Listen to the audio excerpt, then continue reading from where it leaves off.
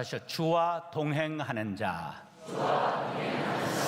하나님과 동행하지 않고 홀로 걸어가는 사람에게 사탄이라는 놈이 슬며시 곁에 다가와 근심과 걱정과 우울한 마음을 집어넣습니다.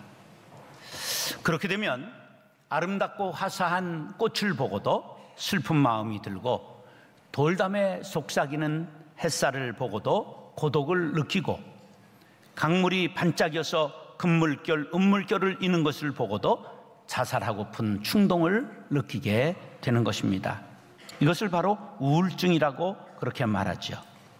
한번 이러한 감정에 빠지게 되면 세상 모든 불행이 자신에게 일어날 것 같은 비관적인 상상을 하게 됩니다. 가슴이 두근거리고 쫓기는 사람처럼 초조해지고 상대방의 말과 행동 하나하나가 그렇게 섭섭할 수가 없습니다.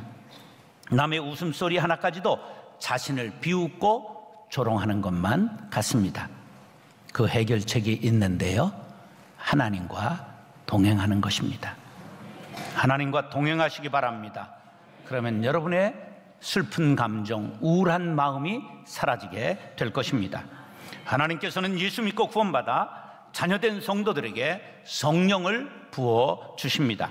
여수룬이라고 하나님께서 이스라엘을 부르고 있는데, 이것은 애칭입니다. 하나님께서 이스라엘을 사랑하셔서 여수르나, 그런데 그 뜻은 의로운 자라는 뜻입니다.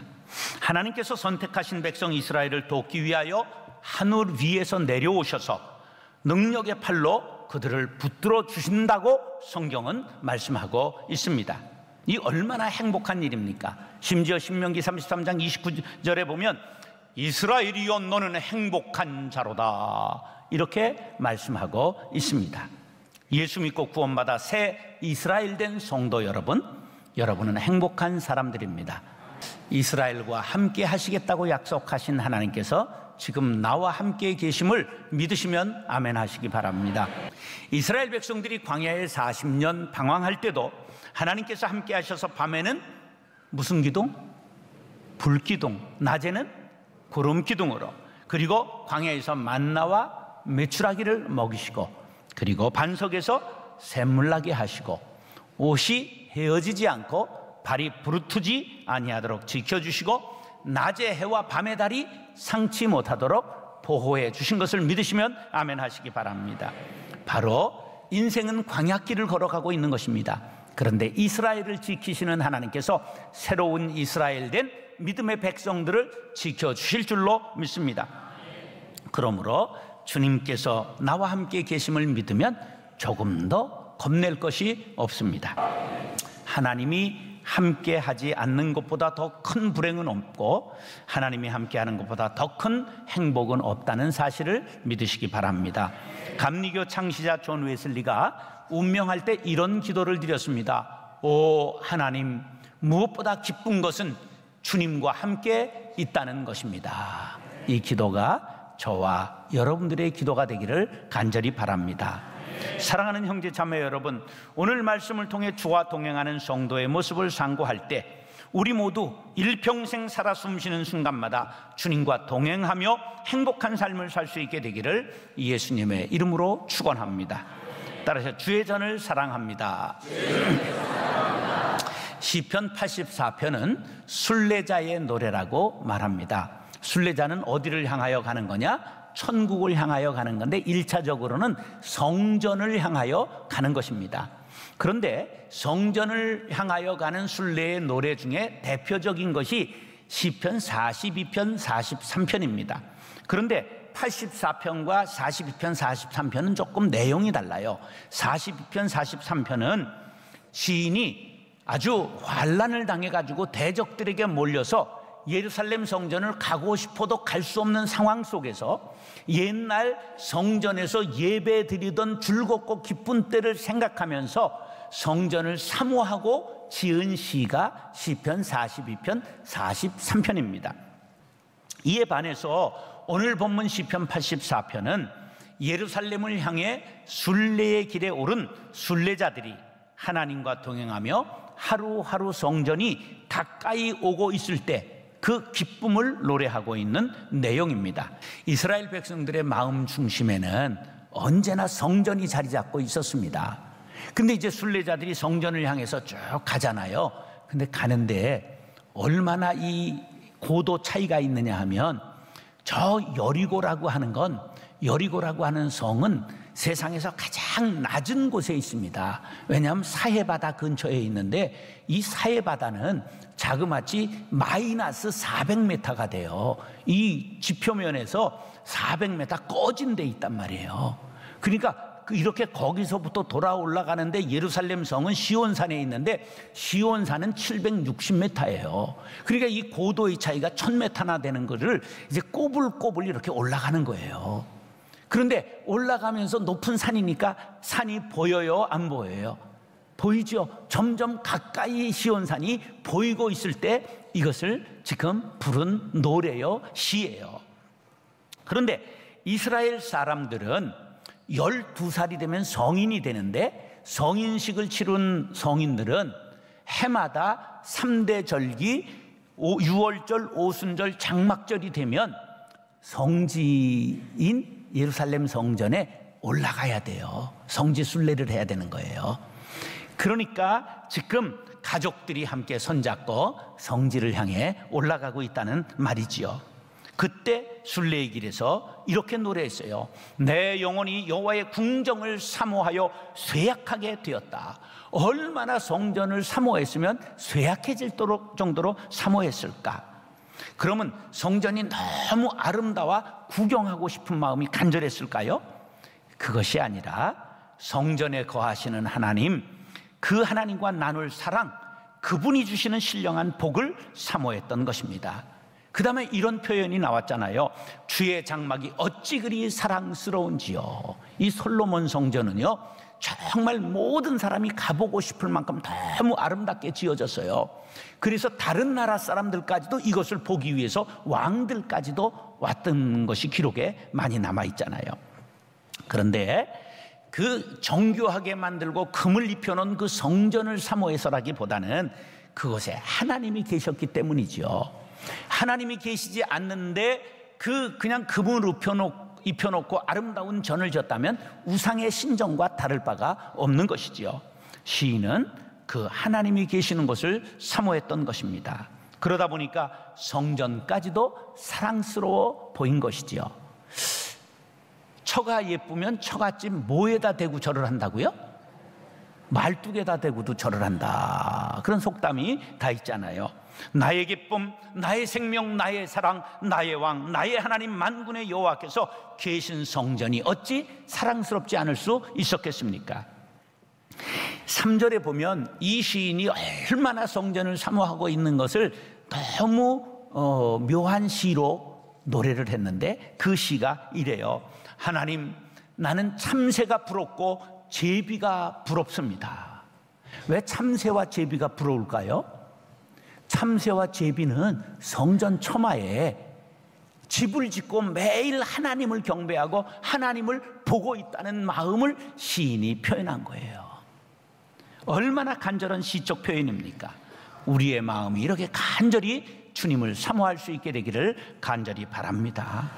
우리가 하나님을 찾되 건성으로 찾을 것이 아니라 온 마음 다해, 온 힘 다해, 생명을 다해 진실하게 찾을 수 있게 되기를 간절히 바랍니다. 이스라엘 백성들이 3살만 되면 누구든지 아이들에게 처음으로 암송시키는 성경을 쇠마라고 말합니다. 이 5절의 말씀을 우리가 꼭 기억해야 돼요.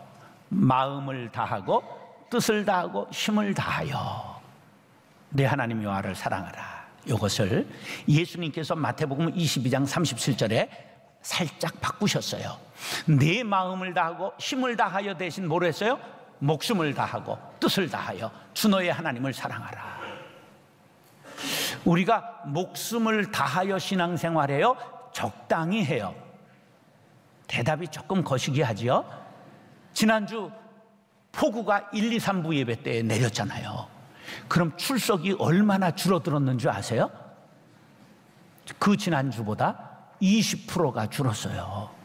물론 어린아이 데리고 그 폭우 속에 오는 거 위험하니까 저도 어린아이들, 노약자들은 차라리 안 오시는 게 좋겠다, 이런 마음이 없었던 건 아니지만 그것을 뚫고 하나님 앞에 나왔을 때, 우리가 어떤 상황 속에서도 목숨을 다할 때 하나님께서 기뻐한다는 사실을 믿으시면 아멘 하시기 바랍니다.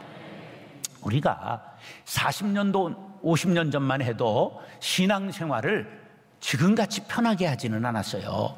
교회를 2km, 3km, 4km 걸어 다녔습니다. 제가 주일학교 때 3km 걸어서 주일학교를, 교회를 다녔어요. 근데 그 정도가 아니고 우리 어렸을 때 어린이 수요 예배가 있었던 걸 기억하시는 분 손 들어보세요. 네, 아주 드물지만 어린이 수요 예배가 있었어요. 그 다음에 학생의 토요 집회가 있었던 걸 참석하신 분 손 들어보세요. 네, 손들지 않은 사람 귀샤대기를 때리면서 네가 뭘 아냐. 네, 네, 굉장했어요. 근데요, 토요 집회 끝나고 나면 학생들이 그냥 가는 게 아니고 빗자루 들고 걸레 들고 교회 전부 청소하고 들어갔습니다. 교회에 따로 청소하는 분이 없었어요. 저는 늘 하나님 앞에 죄송한 마음이 있어요. 왜냐하면 교회는 우리 손으로, 내 손으로 청소해야 되는데 이걸 용역회사에 청소를 주잖아요. 물론 그분들에게 직업 주는 거 참 좋은 일입니다. 그럼에도 불구하고 늘 송구스러운 마음이 있어요. 힘을 다하고 목숨을 다하고 뜻을 다하고 정성을 다해 우리가 예배하고 주님을 섬겨야 되는데 그런 마음이 좀 있다, 그런 말이에요. 여러분들도 그런 마음의 자세로 신앙생활 하시기를 다짐하시면 아멘 하시기 바랍니다.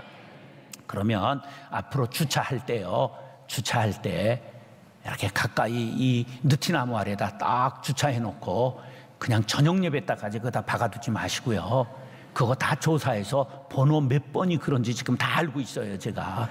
그래서 이제 9월쯤엔 그냥 주보에다가 차 번호를 전부 내가 이렇게 밝힐 마음이 없는 것은 아니지만 우리가 인권을 존중해서 그러진 않으려고 그래요. 여기 고가도로 및 주차장에는 하루 종일 둬도 괜찮아요. 저 학교에다가 주차는 하루 종일 하셔도 괜찮아요. 근데 2분 걸어오기가 싫어서, 저 5분 걸어오기가 힘들어서 우리가 다 너무 편리하게 신앙생활하는 것 꼭 좋은 것이 아니라는 것을 생각하시기 바랍니다. 보아요, 아멘이 없는 걸 보세요. 사랑하는 형제 자매 여러분, 주의 전을 사랑하는 자는 형통하리라 하신 말씀대로 하나님이 계신 교회를 사랑하고 사모하는 자에게 형통한 복을 주시기를 예수님의 이름으로 축원합니다. 따라서 눈물 골짜기를 통과합니다. 자, 시온산에 있는 성전에 오르기까지는 많은 눈물 골짜기가 있어요. 생각해 보세요. 멀리서 지금 낙이 타고 걸어서 오는 거예요. 그리고 이게 산이 1km 수직으로 고도 차이가 있는 데를 꼬불꼬불해서 광야를 지금 돌아서 올라오는 거예요. 얼마나 골짜기가 많겠어요. 인생에도 이런 골짜기가 많답니다. 순례자의 앞길에는 강의 위험, 강도의 위험, 독충과 맹수의 위험, 배고픔과 질병의 위험이 자리잡고 도사리고 있지요. 그러나 그 마음의 시온의 대로가 있는 자는, 하나님께 나아가기를 열망하고 동행하는 순례자는 하나님께서 주시는 힘으로, 위로와 평안으로 능히 눈물 골짜기를 헤치고 나아간다고 하는 것입니다. 주께 힘을 얻고 그 마음의 시온의 대로가 있는 자는 복이 있나이다. 물리적이고 인간적인 힘이 아니라 하나님의 힘을 얻으시기를 바랍니다. 시편 146편 3절로 5절 시작. 귀인들을 의지하지 말며 도울 힘이 없는 인생도 의지하지 말지니 그의 호흡이 끊어지면 흙으로 돌아가서 그날에 그의 생각이 소멸하리로다. 야곱의 하나님을 자기의 도움으로 삼으며 여호와 자기 하나님에게 소망을 두는 자는 복이 있도다. 아멘. 눈물 골짜기. 이 세상에서 성경 다음에 많이 팔린 책이 뭐냐 물으면 철로 역정이라고 말을 해요. 이게 존 버년이라고 하는 사람이 지었는데 원어에는 더 필그림스 프라그리스라고 그렇게 돼 있어요. 순례자의 가는 길, 그런 뜻인데요. 그리스도인이 장망성을 떠나서 장차 망할 성이라는 뜻이고 이 세상을 장망성이라고 부릅니다. 천국을 향하여 가는 중에 깊은 웅덩이와 높은 산이 나타나고 그리고 사탄의 유혹과 시험을 당하는, 그러면서도 천국을 향하여 마침내 승리로 올라가게 되는 것을 그리고 있는 그런 책이에요. 그런데 막 얼마나 시련의 연속인지 몰라요. 그것은 바로 존 버년이 눈물의 골짜기를 통과한 사람이기 때문에 그러한 책을 쓸 수가 있었어요. 영국 침례교회 목회자이자 작가인데 1660년부터 72년까지 감옥에 12년 있는 동안 쓴 책이에요. 그래서 이 책이 영국 소설에도 큰 영향을 줄 만큼 유명한 책인데요, 이는 1628년에 댐장이의 아들로 태어났어요. 그러니까 찢어지게 가난했다는 말이죠. 초등학교를 겨우 졸업하고 결혼을 했는데 아내가 청교도였어요. 그래 아내의 영향으로 신앙을 갖게 되며 청교도 혁명에 참여해서 전국의 전도 집회를 다니다가 그 왕정 복고기에 불법 전도했다고 체포돼 가지고 12년간 감옥살이를 했어요. 근데 그때 그 눈물 골짜기를 통과하며 그 쓴 책이 철로 역정입니다. 주님과 동행하기 때문에 눈물 골짜기를 무사히 통과했고 하나님께서 그에게 은혜를 주셔서 생명수 샘이 터지게 하셨고 이른비와 늦은비로 결실하게 하셨습니다. 그래서 그는 하나님께 힘을 얻고 바로 감옥이 작품의 산실이 될 수 있었던 것입니다. 광야에서 부르짖는 야곱의 애통을 들으셨던 하나님께서 존 버년의 눈물의 기도를 들으시고 감옥에서 동행해 주셨던 것입니다. 하나님과 동행하면 감옥도 천국이 될 수 있다는 사실을 믿으시기 바랍니다. 내 영혼이 은총 입어 중한 죄짐 벗고 보니 슬픔 많은 이 세상도 천국으로 화하도다. 다 같이 할렐루야 찬양하세. 내 모든 죄 사함받고 주 예수와 동행하니 그 어디나 하늘나라. 3절입니다. 높은 산이 거친 들이 초막이나 궁궐이나 내 주 예수 모신 곳이 그 어디나 하늘나라.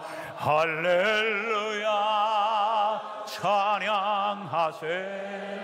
내 모든 죄 사함받고 주 예수와 동행하니 그 어디나 하늘나라. 아멘. 시편 23편 4절 시작. 내가 사망의 음침한 골짜기로 다닐지라도 해를 두려워하지 않을 것은 주께서 나와 함께 하심이라.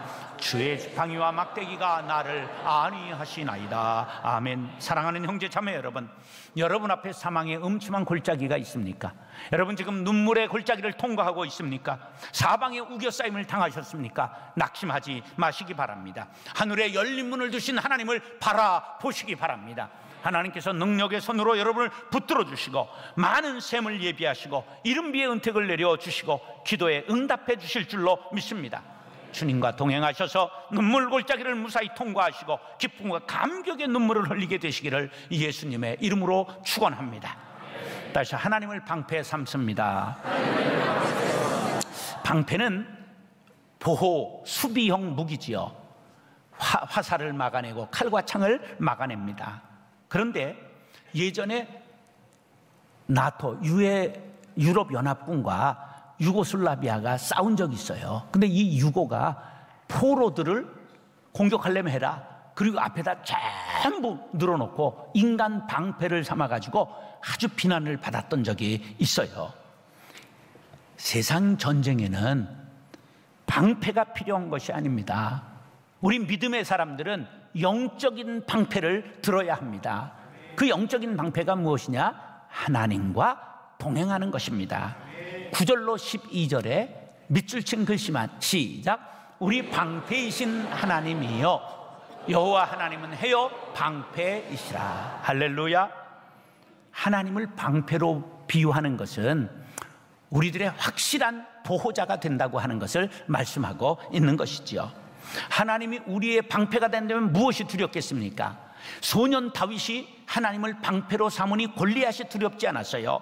여호와는 나의 목자신인 내가 부족함이 없습니다. 그 믿음이 있었기에 조약돌 5개를 고르더니 물매를 가지고 나가 다 골리앗을 향해 나아갔습니다. 그러면서 이렇게 말했어요.